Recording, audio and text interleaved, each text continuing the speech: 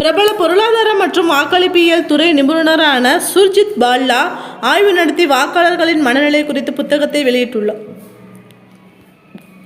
இது குறித்து அவர் நாடு முழுவதும் கூட்டணி கட்சிகளின் பங்களிப்பு இல்லாமல் தனி கட்சியாக பாஜக 330 முதல் 350 இடங்களில் வெற்றி பெறும்.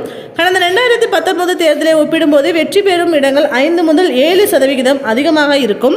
ஒவ்வொரு தேர்தலிலும் ஆதரவு அலை, எதிர்ப்பு அலை என ஏதாவது இருக்கும்.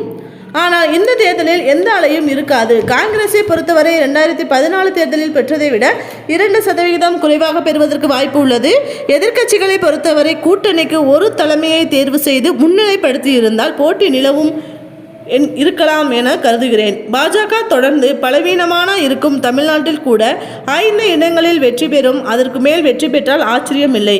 அதேபோல் கேரளாவில் 1-2 தொகுதிகளில் பாஜக வெற்றி பெறும் எனவும் தெரிவித்துள்ளார். இது மாதிரி அரசியல் சம்மந்தப்பட்ட நியூஸ் உங்களுக்கு உடனுக்குடன் தெரிஞ்சுக்கணும் அப்படின்னா நம்மளோட சேனலை தொடர்ந்து வாட்ச் பண்ணுங்கள், சப்ஸ்கிரைப் பண்ணுங்கள். தேங்க்யூ.